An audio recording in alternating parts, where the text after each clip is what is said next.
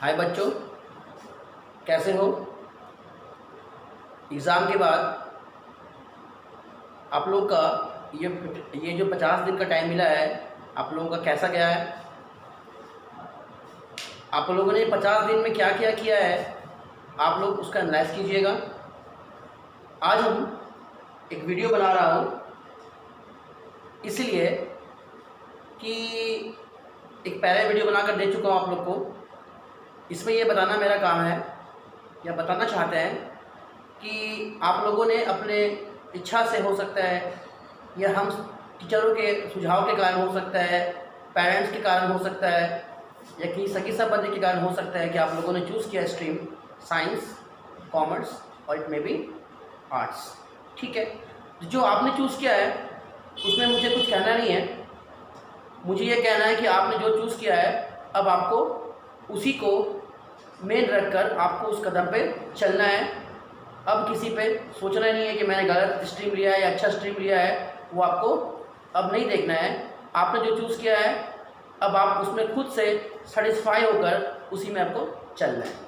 ठीक है, तो अब आज जो है कॉमर्स वालों के लिए ख़ास बात करना चाहते हैं कि कॉमर्स तो ले चुके हैं, क्या पढ़ना है सर, सब्जेक्ट क्या है। देखो, आर्ट्स और साइंस वाले का क्या है कि आप लोग ऑलरेडी कुछ ना कुछ उसके बारे में नॉलेज होगा। कॉमर्स एक अलग स्ट्रीम है और कॉमर्स में ये 100% की गारंटी है कि आप जो भी पढ़ोगे एक ऐसा दुनिया पढ़ोगे जिसके बारे में आपने कभी ना सुना था, ना कभी सोचा था कि इस तरह का भी पढ़ाई हो सकता है। और कॉमर्स एक इंटरेस्टिंग वर्ल्ड है, एक ऐसा वर्ल्ड है जिसके बिना हम इस दुनिया के बारे में सोच ही नहीं सकते हैं। और कॉमर्स में हम लोग जो जानेंगे शायद ही वो चीज़ ना तो आर्ट्स वाले को पता होगा ना कॉमर्स वाले को पता होगा। हाँ, अब ये मार्केट में अफवाह फैला हुआ है कि साइंस लेंगे तो इंजीनियर बनेंगे, आर्ट्स लेंगे तो हम लोग डॉक्टर, हम लोग टीचर बनेंगे या फिर हम लोग लॉयर बनेंगे और कॉमर्स लेंगे तो बैंक बनेंगे। आपको इन सबसे बचना है। ठीक है, अब सुनोगे क्या लिया, साइंस क्यों लिया सर, इंजीनियर बनना है सर, डॉक्टर बनना है, यही ना। कॉमर्स ले क्या करना है सर, सीए करना है सर, हमको एमबीए करना है या सर हमको बैंकिंग में जाना है। आर्ट्स लिए क्या करना है सर, यूपीएससी का तैयारी करना है सर, हमको आपका टीचर बनना है सर, हमको लॉयर बनना है। तो ये जो चीज़ें हैं ना, ये चलता आ रहा है बहुत पुराने समय से और आज भी ये हमारे समाज में आपको ये दिखलाई पड़ेगा लोगों के मुँह से सुनते हुए। तो आपको ये सब अब नहीं सुनना है, क्या बनना है क्या नहीं बनना वो जानना नहीं आपका, वो आपका सब्जेक्ट मैटर नहीं है। अभी आपका है कि आपने जो स्ट्रीम चूज़ किया है वो स्ट्रीम आपके लाइफ आपने डिसाइड कर लिया कि मुझे इस पथ पे चलना है। 3 रास्ते थे जिसमें से आपने रास्ता चुन लिया है। अब आपको आंख बंद करते हुए, ठीक है, आपको जैसे हम लोग बताएंगे, जैसे बाकी आसपास के लोग बताएंगे, जो कॉमर्स पढ़े हैं, जो साइंस पढ़े हैं, आपके जो एक्स स्टूडेंट होंगे जिन्होंने वो अचीव कर लिया है वो लेवल, आप उनसे पूछोगे तो आपको इस लाइन के बारे में और अच्छे से जानकारी मिल जाएगा। आज हम बताएंगे कॉमर्स का में कौन सा बुक पढ़ना है, क्या सब्जेक्ट पढ़ना है, किसके अंदर क्या होता है, उसी के बारे में चर्चा करते हैं। चलिए अब हम लोग बोर्ड में चलते हैं। देखो, तो मैंने कहा था बोर्ड में बताऊंगा, आप कॉमर्स लिए हो तो आपको चूज़ करना होगा। चूज़ करने के लिए मतलब पहले बोल सकता हूँ कि आपका क्या क्या कंपल्सरी होगा। पहला होगा इंग्लिश, दूसरा होगा बिजनेस स्टडीज़, तीसरा होगा इकोनॉमिक्स और चौथा होगा अकाउंटेंसी। ठीक है, आपको पढ़ना है 6 सब्जेक्ट, लेकिन अगर आप पढ़ते हो केंद्रीय विद्यालय में तो आपको 5 ही पढ़ना है, आपको 5 ही पढ़ना है। ठीक है, लेकिन अगर और सब स्कूल में पढ़ोगे आपको 6 पढ़ना पड़ेगा, एक ऑप्शनल होता है और उस 6 में से आपको बेस्ट ऑफ 5 आएगा। अभी नहीं, 12 के लिए बेस्ट ऑफ 5 होगा, अभी आपको 6 में 6 ही करना है। लेकिन आप अगर पढ़ते हो केंद्रीय विद्यालय में तो आपको 5 भी पढ़ना है। तो 1 2 3 4 ये हो गया, क्या गया, 1 2 3 4, ये 4 हो गया। अब एक होता है फिजिकल एजुकेशन, ठीक है, और एक होता है कि या तो आप मैथ ले लो, या तो एंटरप्रेन्योरशिप ले लो, या तो ज्योग्राफी ले लो और या तो हिंदी ले लो। क्या ले लो, हिंदी लेना है। हमारे आसनसोल में पढ़ोगे तो आसनसोल में ज्योग्राफी आपको सिर्फ इंटरनेशनल स्कूल में मिलेगा और बीआरएस स्कूल में मिलेगा, ठीक है। अब हिंदी खोजते हो तो हिंदी आपको मिलेगा ज्ञान भारती स्कूल रानीगंज और आपको डीएपी आसनसोल, ठीक है। 2 जगह हिंदी मिलेगा, अदरवाइज हिंदी आपको और कहीं नजर नहीं आएगा, याद रखना है, ठीक है। एंटरप्रेन्योरशिप सब जगह मिल सकता है। आप फिफ्थ के तौर पे समझ लेना कि फिक्स है फिजिकल एजुकेशन, ऐसे लोग तो 6 बोलते हैं, और आपको मैथ, ईटीपी, ज्योग्राफी और इसको शॉर्ट में ईटीपी बोलते हैं, ठीक है। इसको बोलेंगे शॉर्ट में ईटीपी, इसको बोलता हूँ शॉर्ट में लोग बोलते हैं बीएसटी, ठीक है। तो या तो मैथमेटिक्स लेना है, या तो एंटरप्रेन्योरशिप लेना है, या तो ज्योग्राफी लेना है, या तो हिंदी लेना है, ठीक। और ये फिजिकल एजुकेशन कंपल्सरी है। किसी किसी स्कूल में अगर फिजिकल एजुकेशन नहीं होता है तो वैसे स्कूल में इसी 4 में से आपको कुछ 2 चूज करना होगा। अगर किसी स्कूल में फिजिकल एजुकेशन नहीं बोला जाता है तो उस स्कूल में आपको इस 4 में से 2 चुनना होता है। तो ये हो गया हमारा सब्जेक्ट के बारे में, क्या चुनना है क्या नहीं चुनना है। अब इंग्लिश को तो अच्छा जानते हो, है ना। मेन है कॉमर्स के लिए बीएसटी, ठीक है, बिजनेस स्टडीज। इसमें हम लोग को बेसिकली पढ़ना है, वो मैं भी बताता हूँ। तो बिजनेस स्टडीज है क्या?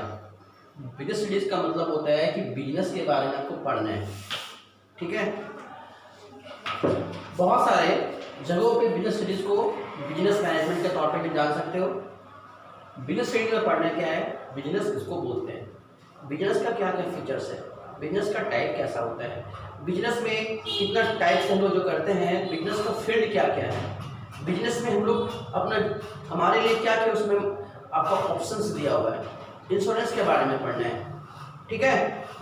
और बिजनेस का जो दायरा है, जो एनवायरनमेंट है, सारा हमको बिजनेस स्टडीज में पढ़ना है।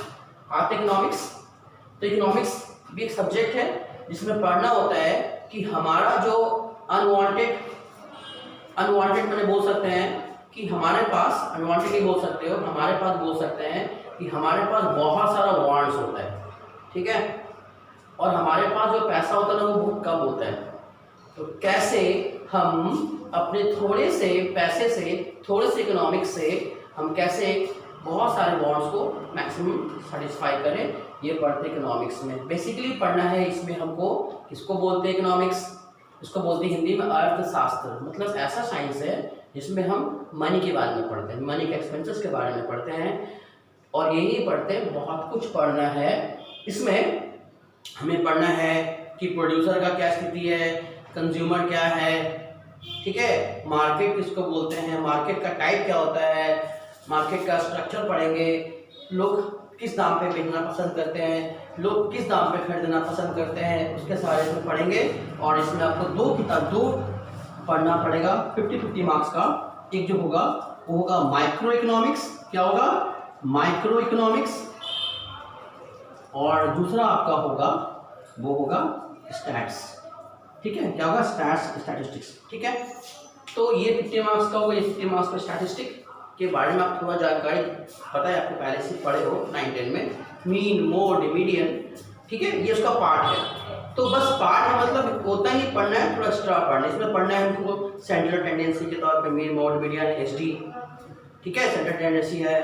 आपके पास वेरिएशंस पढ़ना है, इसमें हम लोग को स्टैंडर्ड डेविएशन पढ़ना है, इसमें हमको ट्रेंड्स के बारे में सीखना है, इसमें हमको इंडेक्स नंबर के बारे में जानना है, लॉरेंज कर्व के बारे में जानेंगे।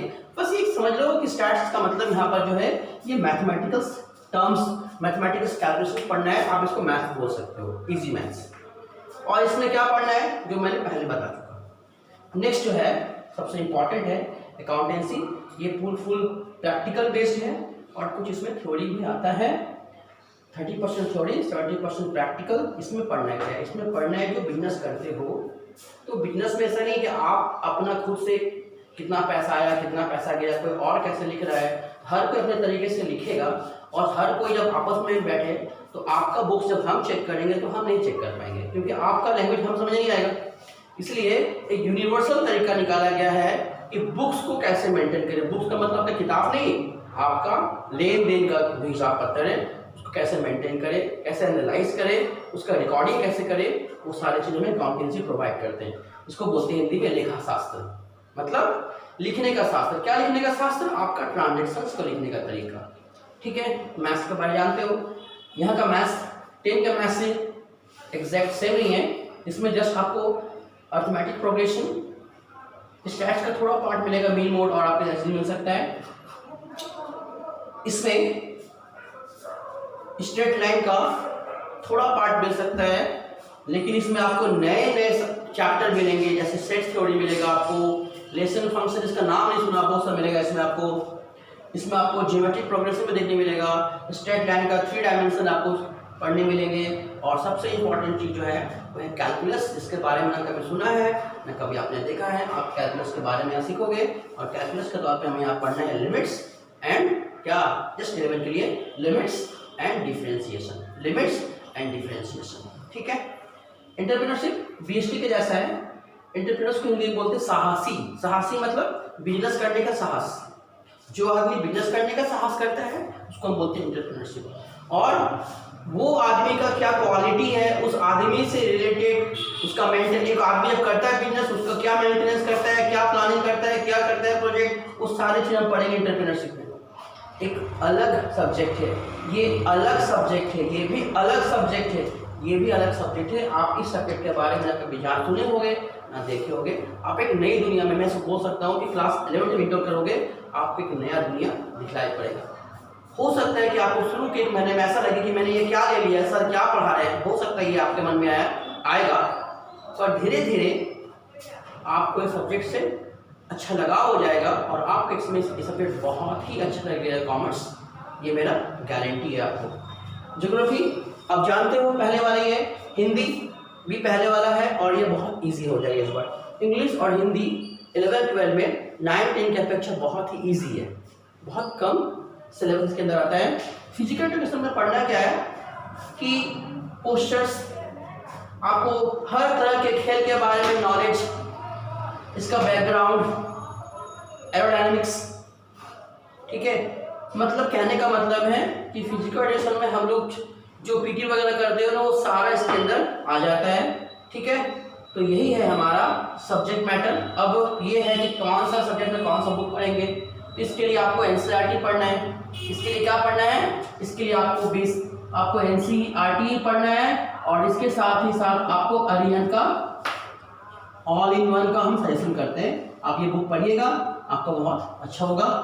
बीएसटी के लिए ऐसे तो आपको मार्केट में एनसीईआरटी बुक अवेलेबल है, क्या बोले, एनसीईआरटी बुक अवेलेबल है, लेकिन एनसीईआरटी बुक के साथ मैं आपको सजेस्ट करता हूं पूनम गांधी का बुक, ठीक है। आप पूनम गांधी का जो राइटर का जो बुक आता है ना वो आप ले सकते हो, अच्छा बुक है, ठीक है।